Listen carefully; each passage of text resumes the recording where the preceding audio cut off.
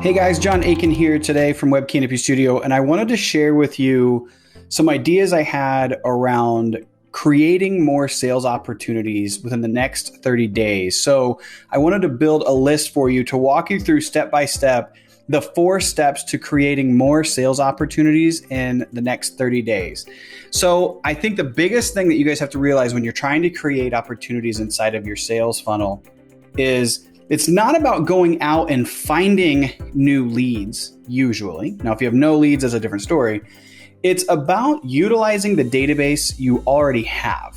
Okay, now let me give you an example. Most of the contacts that we talk to have anywhere from 2,000, 5,000, 20,000, sometimes 100,000 contacts inside of their database. And maybe they're people that they marketed to in the past. Maybe they're people that have come in from trade shows or previous experiences, but they are leads in their database that either have gone cold, they're not being worked at all, they're just kind of sitting there and being stagnant. So you guys have to realize that inside of that database, if you have any numbers over, let's say 2,000, you absolutely have gold inside of that database. You absolutely have deals that you can work.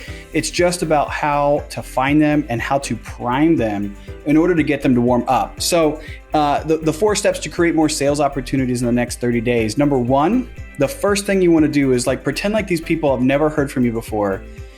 What is the best way to get in front of them? Obviously, if you could give a presentation to them, if you're speaking at a conference, you're going to have the ear of all these people who are going to be like, oh my gosh, this guy gave a great presentation, right? And so how do we mimic that, especially in the remote world that we're in today? And one of the best ways to do that is by actually putting together a very high impact webinar that is short. You got a lot of high energy on that webinar, and it solves one of their biggest problems for them. So if you can put together a webinar that is just geared and oriented towards the biggest problem that they have in their industry or in their job, you will absolutely get people's interest that want to pay attention to what you're going to say. So that's step 1. Step 2, now instead of just sending them that and say, hey, I want you to sign up for my webinar, of course, no one's going to sign up for that.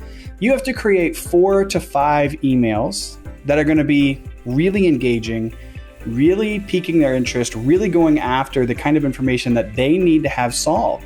So you're going to create 4 to 5 emails in a workflow or some kind of sequence to invite these guests to attend your webinar, okay? Step 3, in that webinar, of course, it's got to be high impact. It's got to have a lot of energy. It's got to be awesome. But at the end of that webinar, you have to make sure that you provide a really valuable call to action for these people. One of the biggest mistakes that I've ever seen people do is they get 10, 20, 100, 500 people to show up for this presentation. And they say, here are some things you need to know. Here are some things that I want you guys to check out. And it's really boring. And then let me know if you have any questions. That's a dud. No one's gonna book a call. No one's gonna convert. You literally have to use that webinar to amp people up, to get them excited and to be like, man, this guy really knows what he's talking about. So at the end, once they're already kind of primed, you put a call to action in place, okay? And it needs to be something different than just book a demo with our sales team, because no one's going to do that. That's not exciting. What you want to do is think about something like, let's get the CEO involved and let's say, you know what, this has been such an impactful webinar. At the end of this webinar, our CEO is actually going to do 5 deep dive exploration calls, and he only has time for 5. He's a busy guy. So he's going to do 5 calls. And if you want to get on his calendar, you need to fill out this form. It's a no commitment. We're not asking you to buy anything. We're going to go through 5 deep dives of your tech stack or of your problems or whatever it might be. And it's a chance for our CEO and you to get some one-on-one time.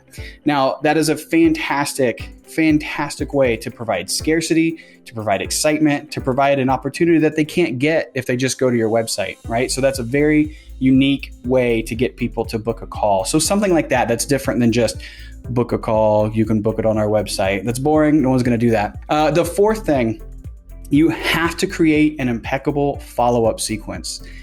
Studies show that people have to be engaged or hear a message 9 times before they even take an action.